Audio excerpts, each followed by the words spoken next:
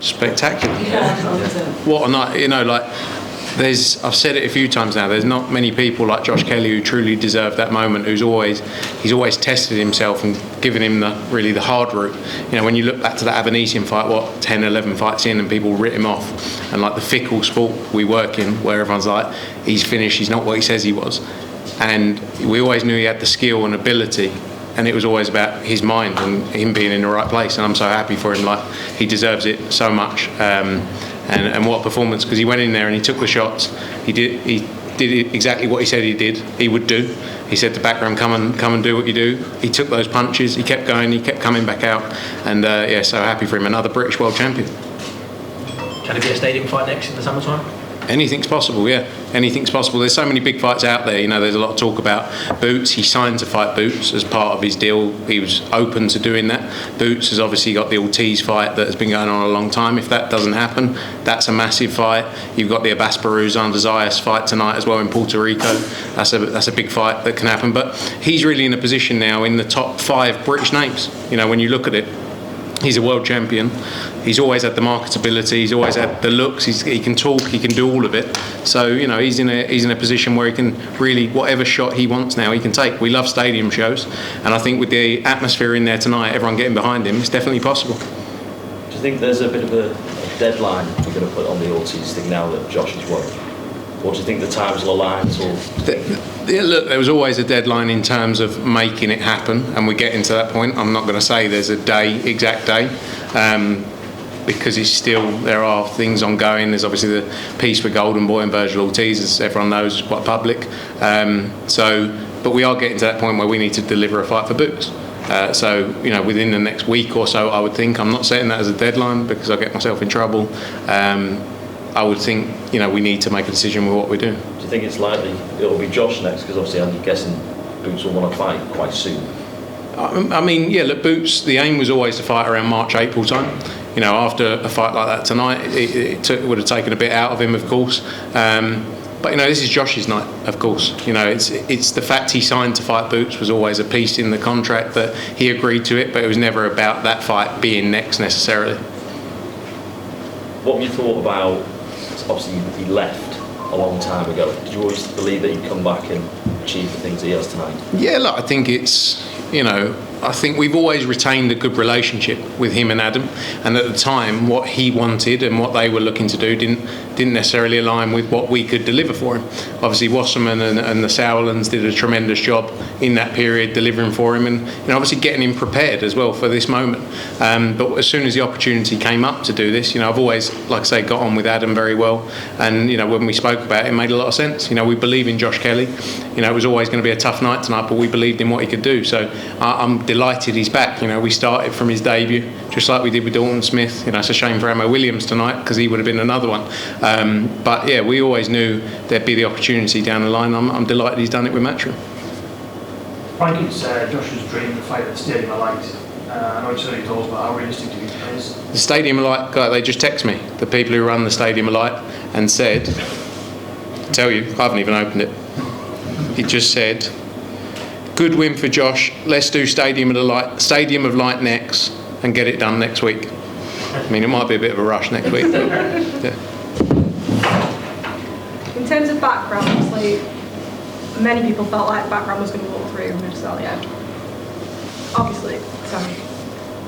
Murtazaliev was going to walk through Josh Kelly. Josh Kelly's come in tonight, proved very wrong. Great movement. What did you think of background's performance?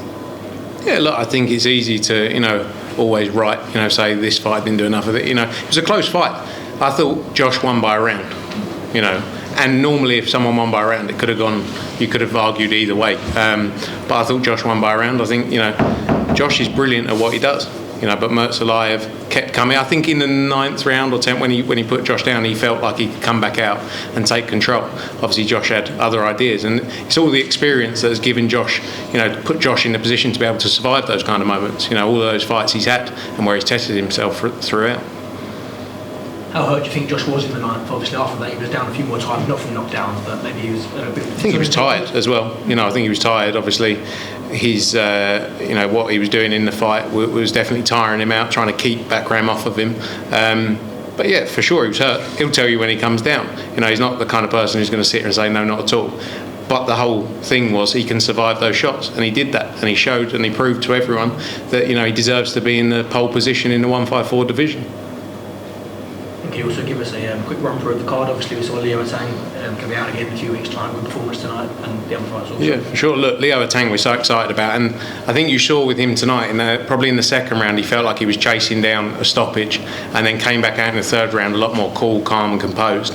He's got the ability to go all the ways, but he's 19 years old. He needs to be built at the right pace, and I'm happy for him, and he's going to go. He can go all the way. He's going to have 8 fights in his first year. He's back out on the Feb 21 card.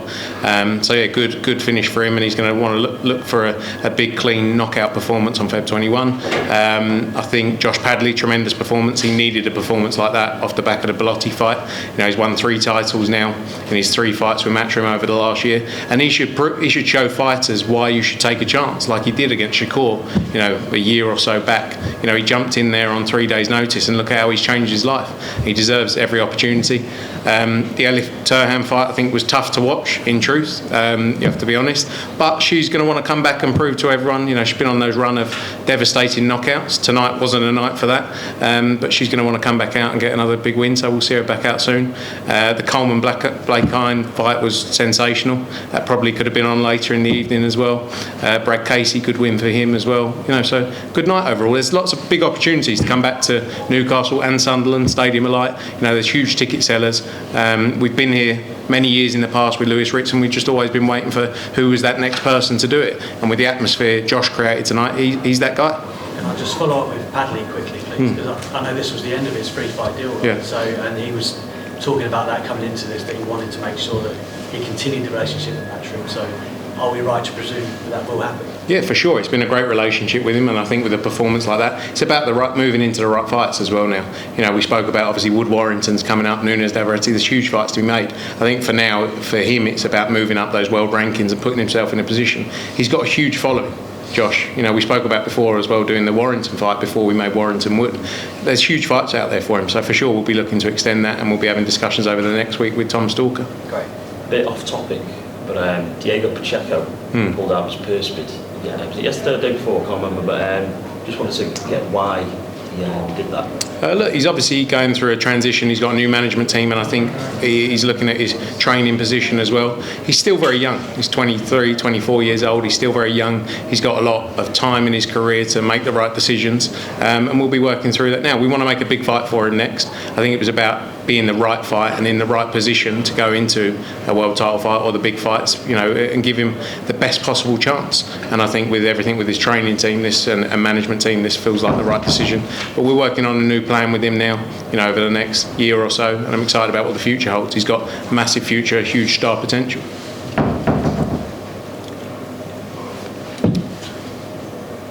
There you go, done.